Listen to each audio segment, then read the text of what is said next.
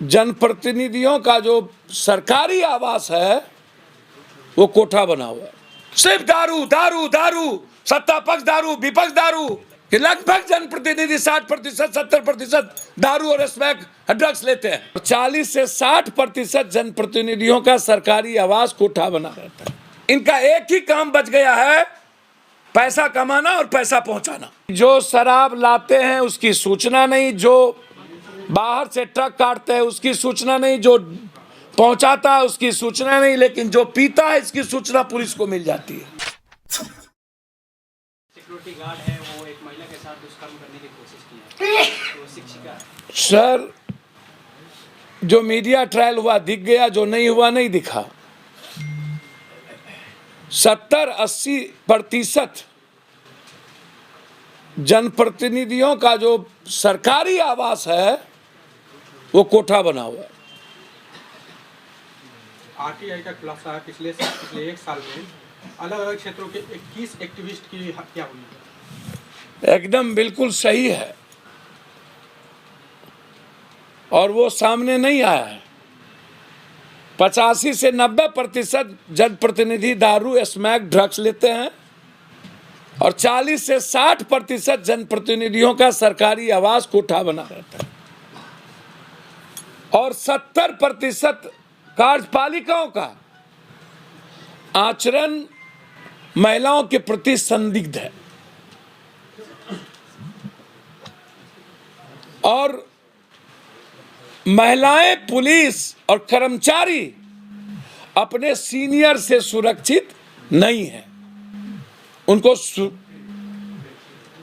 सरकार कठोर निगरानी इस पे रखे, क्योंकि वो मेरी माँ की तरह है, मेरी बहन और मेरी बेटी की तरह है।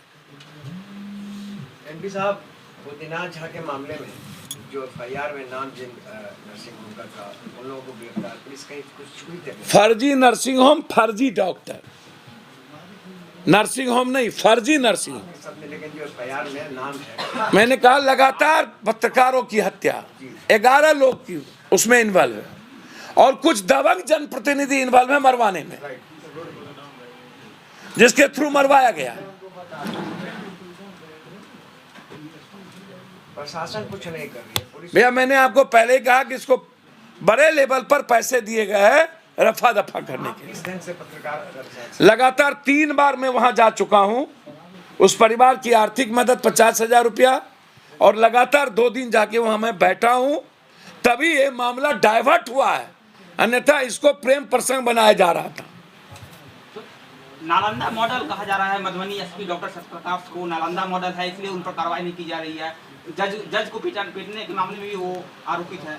सर, मैं आपको एक बात बता दूं, मैंने पहले कहा कि मैं कोई इन्वेस्टिगेशन अफसर नहीं हूं, लेकिन मुझको लगता है कि जज का आचरण अपराधियों का नहीं हो सकता। ईगो होना अलग बात है, वो अपराधी का आचरण कभी मेरे जज का नहीं हुआ इस हिंदुस्तान में। पुलिस का एक्ट ही अपराधी की तरह होता है, लेकिन फिर भी मैं हाईकोर्ट के सीनियर जज से जांच की मांग करता हूं। बिना महिला पुलिस के दुल्हन के कमरे में मैंने कह दिया पहले ही, शराब पर उस पर बहुत क्लियर कहा हूं कि जो शराब लाते हैं उसकी सूचना नहीं, जो बाहर से ट्रक काटते हैं उसकी सूचना नहीं, जो पहुंचाता है उसकी सूचना नहीं, लेकिन जो पीता है इसकी सूचना पुलिस को मिल जाती है। तो ढिलाई बारे बा इन्वेस्टिगेशन।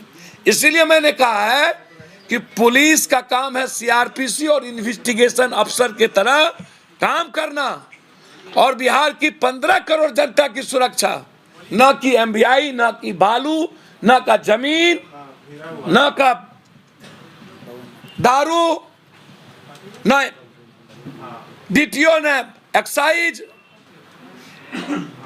न ट्रैफिक, सारे कामों में पुलिस इन्वॉल्व है यहाँ की। ये किस रूल के तहत? दुनिया का सबसे भ्रष्टतम व्यवस्था पुलिस में यहां कर दी गई है। किस रूल के तहत? हमारी पुलिस को सिर्फ सीआरपीसी और इन्वेस्टिगेशन अफसर की तरह सुरक्षा के लिए काम क्यों नहीं करने दिया जाता? पूरे देश और दुनिया में ऐसा आपको कहीं नहीं मिलेगा कि पुलिस सब चीजों में इन्वॉल्व हो और वसूली करके इन नेताओं को दे। पुलिस का दोष नहीं है, सिस्टम चलाने वाले का दोष है। हम जैसा आचरण करेंगे वैसा होंगे। सिर्फ दारू दारू दारू, सत्ता पक्ष दारू, विपक्ष दारू। टेस्ट करा लेना विपक्ष अपने सबसे पहले नेताओं का दारू पिए हैं कि नहीं 1 महीने के अंदर।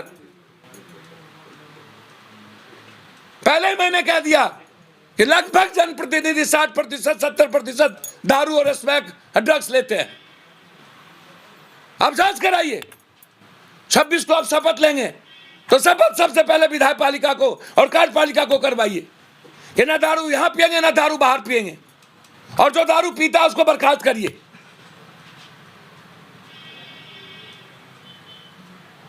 और क्लियर मैंने कहा कि चुनाव एक्ट को बदलिए। जब आप 3 बच्चे को चुनाव लड़ने नहीं देंगे, अपराध और अपराधी को नहीं देंगे, तो फिर इन माफियाओं को क्यों, उन्हें भी रोकिए। और जो बलात्कार केस में इन्वॉल्व हो और जो नशा में इन्वॉल्व हो उसको चुनाव प्रक्रिया से दूर रखा जाए। यह सबसे बड़ा खतरा है इंसानियत के लिए। बहुत क्लियर है।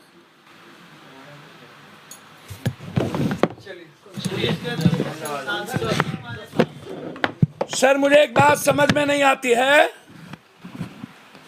2 बीघा 1.5 बीघा में ये रहेंगे, इनके घर में 5 गाड़ी होगी, करोड़ों अरबों की इनके पास संपत्ति होगी, 2 करोड़ 3 करोड़ के मकान सब पुलिस के पास है, 4 करोड़ के हैं और संसाधन नहीं है।